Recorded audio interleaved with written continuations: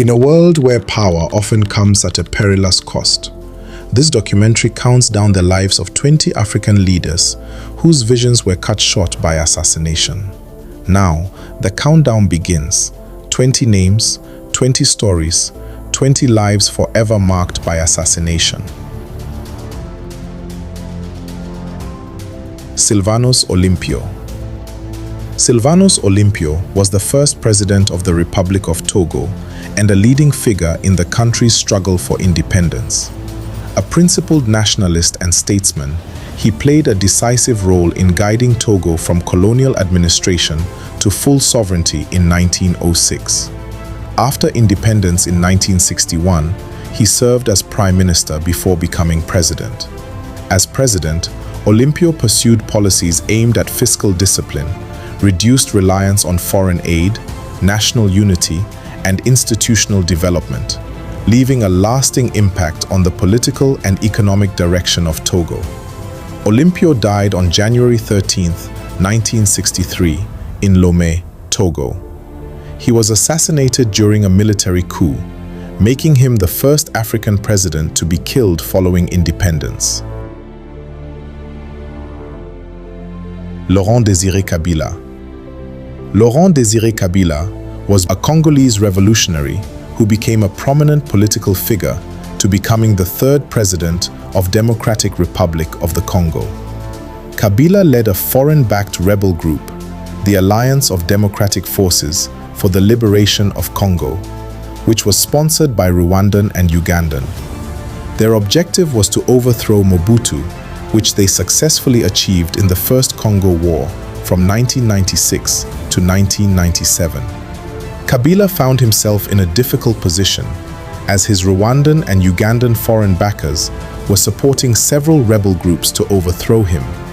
These included Rally for Congolese Democracy and the Movement for the Liberation of the Congo, MLC. It was betrayal within Kabila's own personal security team that cost Kabila his life.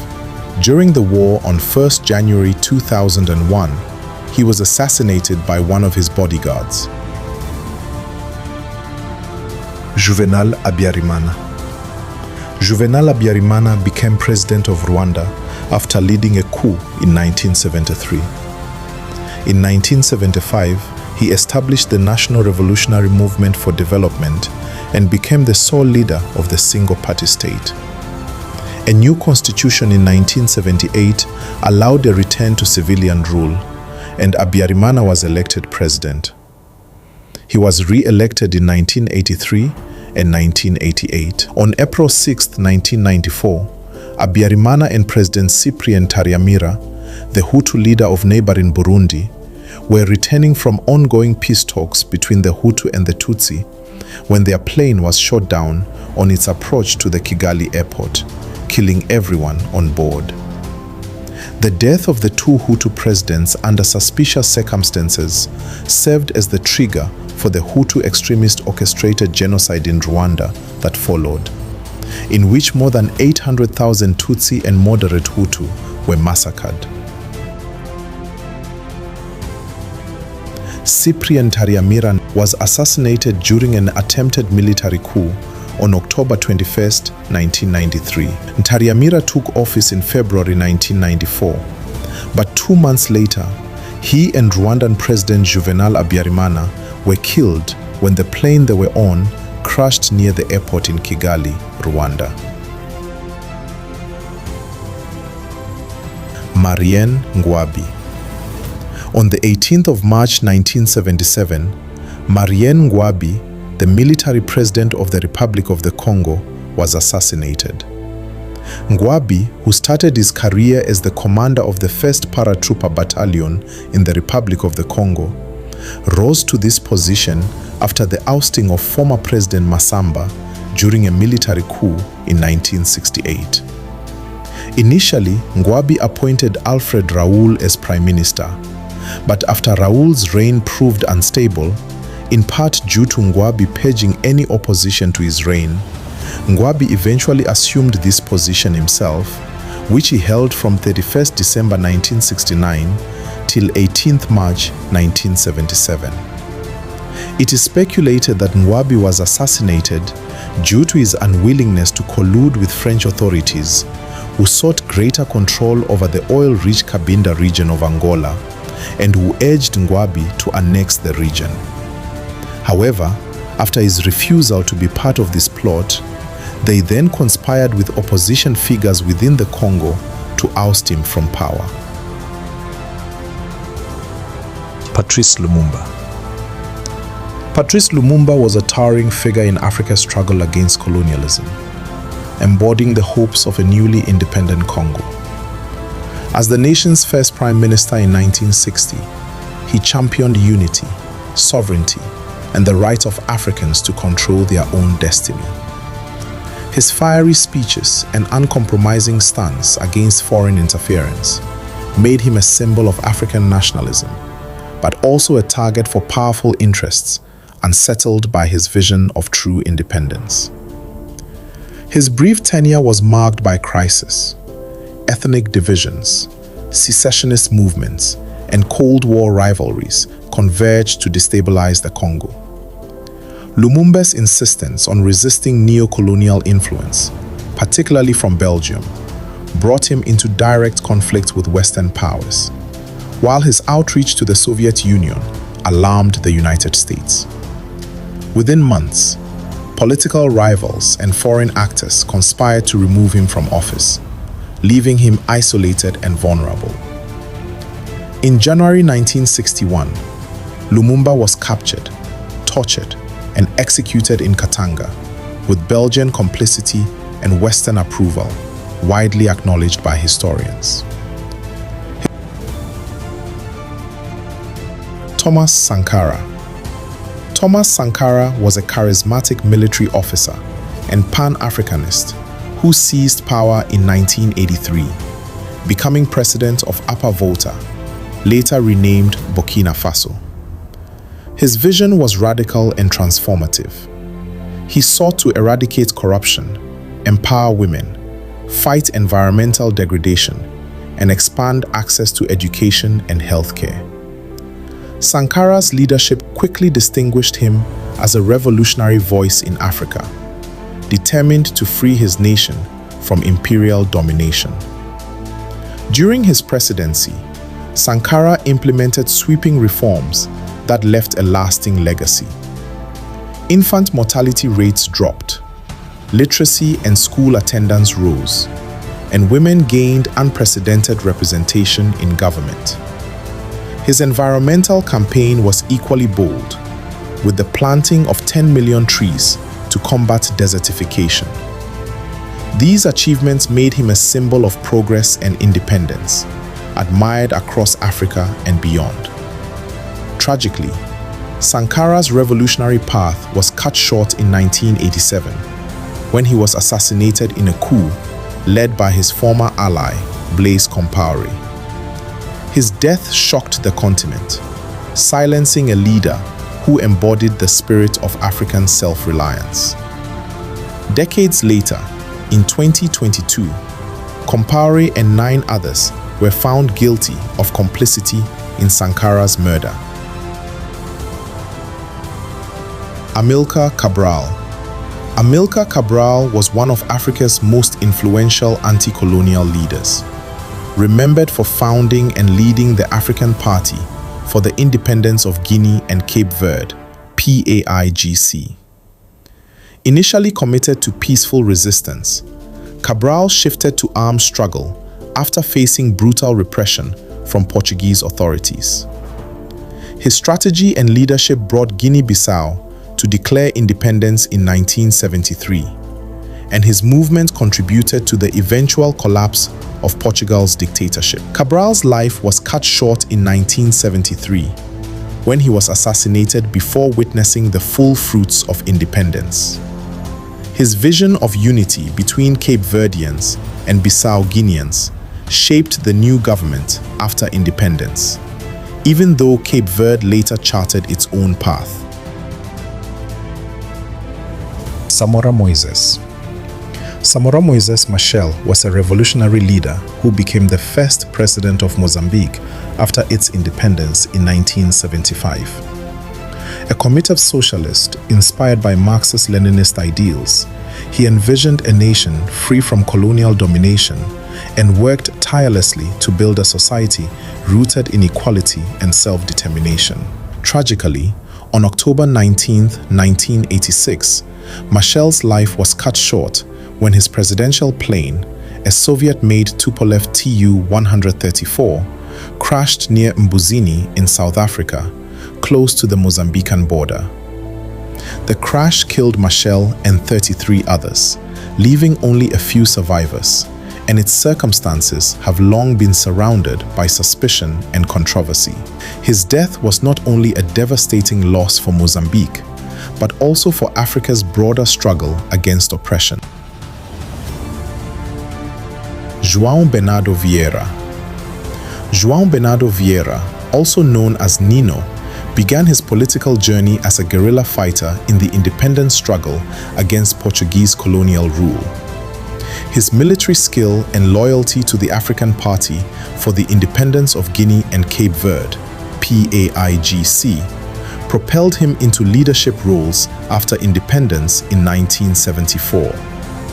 In 1980, he staged a coup against President Luis Cabral, marking the beginning of his long and turbulent reign as Guinea-Bissau's head of state. On March 2, 2009, Vieira's life ended violently when soldiers assassinated him in Bissau.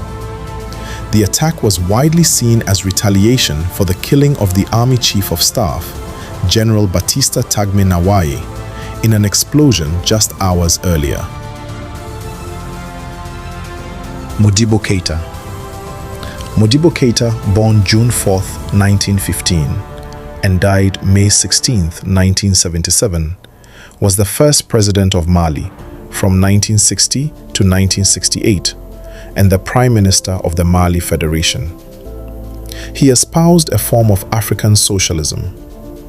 In 1963, he invited the King of Morocco and the President of Algeria to Bamako in the hope of ending the Sand War, a frontier conflict between the two nations. Along with Emperor Haile Selassie of Ethiopia, Keita was successful in negotiating the Bamako Accords, which brought an end to the conflict. As a result, he won the Lenin Peace Prize that year. From 1963 to 1966, he normalized relations with the countries of Senegal, Upper Volta, and Côte d'Ivoire. An advocate of the non-aligned movement, Modibo defended the nationalist movements like the Algerian National Liberation Front, FLN. Ibrahim Baré Maïnassara. Ibrahim Baré Maïnassara rose to prominence in Niger's political landscape after being sworn in as Prime Minister on the 7th of August. His early tenure was marked by attempts to consolidate authority through conservative Islamist policies, including bans on short skirts and restrictions on contraceptive sales. The end of his rule came abruptly and violently. On April 9, 1999, Maïnassara was ambushed and killed by soldiers, reportedly members of his own presidential guard, at Niamey Airport as he prepared to board a helicopter. Official accounts initially described the incident as an unfortunate accident, but this explanation was widely dismissed as implausible. Mohamed Boudiaf. Mohamed Boudiaf's political journey began after his service in the French army during World War II. By 1950, he had become a central figure in Algeria's nationalist movement against French colonial rule. Boudiaf distinguished himself by opposing the increasingly autocratic tendencies of President Ben Bella. His resistance led to his internment and eventual exile in Morocco in 1964. In January 1992, amid Algeria's political crisis with Islamic fundamentalists poised to win parliamentary elections, Boudiaf was invited back to lead a military-backed Council of State. However, his tenure was tragically cut short. On June 29, 1992, while addressing a public meeting in Annaba, he was assassinated by one of his own bodyguards, Lambarek Boumarafi. Official accounts portrayed the assassin as an Islamic fundamentalist linked to the Islamic Salvation Front, though suspicions lingered about deeper political motives. His killing, broadcast on national television, shocked the nation and brought to light the volatility of Algeria's political landscape during that era. Johnson Thomas Umunakwe Aguiyi-Ironsi. Major General Johnson Thomas Umunakwe Aguiyi-Ironsi entered Nigeria's political scene through the military rather than traditional politics. As the most senior officer in the Nigerian army, he was thrust into leadership following the country's first coup on January 15, 1966. His rise marked the beginning of Nigeria's era of military rule. Aguiyi-Ironsi's tenure was defined by bold but controversial decisions, most notably Decree No. 34, which sought to abolish Nigeria's federal system in favor of a unitary government. While intended to unify the country and reduce regional tensions, the decree instead deepened divisions. The circumstances of his death were as dramatic as his rise. On July 29, 1966, a counter-coup led by northern officers erupted in response to growing resentment. Aguiyi-Ironsi was captured in Ibadan, where he was staying with Lieutenant Colonel Adekunle Fajuyi, the military governor of the Western region. Fajuyi, demonstrating loyalty and honor, chose to die alongside his guest rather than abandon him. Both men were assassinated, and Aguiyi-Ironsi was initially buried in a shallow, unmarked grave amid the chaos. Years later, his remains were exhumed and reburied with full state honors. Richard Ratsimandrava's colonel. Richard Ratsimandrava's path into politics was shaped by his military career. After his appointment as head of state on February 5, 1975, he sought to implement reforms that emphasized community-based leadership, drawing inspiration from traditional Malagasy structures rather than relying solely on centralized authority. On February 11, 1975, Ratsimandrava was assassinated at Ambohijatovo Amboni, a shocking event that plunged Madagascar into further instability. The circumstances surrounding his death remain sensitive and unresolved, with official investigations failing to provide clarity. Even decades later, political leaders such as Senate President Ravalomanana Richard have acknowledged that reopening the case lies beyond their scope. Abdirashid Ali Sharmarke. Political career began with his involvement in the Somali Youth League, SYL, the nationalist party that spearheaded Somalia's independence movement. After serving as Prime Minister, he was elected President in 1967, becoming Somalia's second head of state. As President, he sought to balance clan interests and maintain civilian governance at a time when political instability and economic challenges threatened the republic. Tragically, Sharmarke's presidency was altered. On October 15, 1969, while touring drought-stricken northern Somalia, he was assassinated in Lazanod by a policeman who shot him at close range as he stepped out of his car. The assassin surrendered immediately, but the killing shocked the nation and destabilized its political order. Just 6 days later, on October 21st, the military staged a coup, dissolved parliament, and suspended the constitution, ushering in the authoritarian rule of Siad Barre. Abeid Amani Karume. Abeid Amani Karume's political journey began through his leadership of the Afro-Shirazi Party, ASP, which represented the African majority in Zanzibar against the Arab-dominated Sultanate. Karume's unique role in history was cemented just months later when Zanzibar united with Tanganyika to form the United Republic of Tanzania. He became the first Vice President of Tanzania while continuing as President of Zanzibar, working alongside Julius Nyerere. However, on April 7, 1972, Karume's life was cut short when he was assassinated in Zanzibar city. He was shot by gunmen while playing a board game at the ASP headquarters, a shocking event that exposed deep political divisions within the country.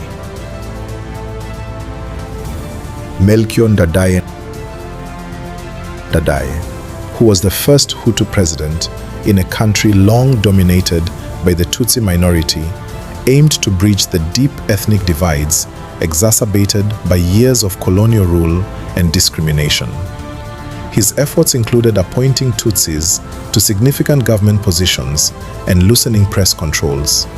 But his reforms stirred unrest among Tutsi military leaders who felt threatened by his initiatives.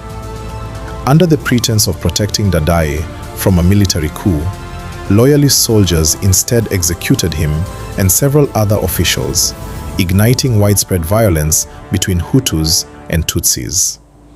On October 21, 1993, the assassination of Burundian President Melchior Ndadaye marked a pivotal moment in the nation's history, triggering a civil war that would last for a decade. Murtala Mohammed. General Mohammed's short reign had a major impact on subsequent developments in the Nigerian nation. On assumption of office, he reformed the civil service and other major institutions. His government outlined a political program that included the creation of 7 more states, the drafting of a new constitution, and the organization of state and national elections as a prelude to a return to civilian rule on the 1st of October 1979. A committee on a new federal capital was appointed, the findings of which culminated in the change of the federal capital from Lagos to Abuja. His government also ran a dynamic foreign policy. On the 13th of February 1976, General Mohammed set off for work along his usual route on George Street. Shortly after 8 a.m., his Mercedes-Benz car traveled slowly in the infamous Lagos traffic near the Federal Secretariat at Ikoyi in Lagos, and a group of soldiers, members of an abortive coup led by Lieutenant Colonel Bukar Sukadimka, emerged from an adjacent petrol station, ambushed the vehicle, and assassinated Mohammed. François Tombalbaye. François Tombalbaye, later known as Ngarta Tombalbaye, was a former teacher and trade unionist who became the first president of Chad following its independence from France in 1960. As leader of the Chadian Progressive Party, PPT, he quickly consolidated power by banning opposition parties and establishing an authoritarian one-party state. His governance was marked by a heavy reliance on his southern Sara ethnic base, which created deep divisions within the country. By 1975, Tombalbaye's regime faced massive economic instability and internal dissent within the military. On April 13, 1975, he was assassinated during a military coup led by his own army officers. His death ended 15 years of rule and led to a military government, though it failed to resolve the deep-seated civil unrest that would continue to plague Chad for decades.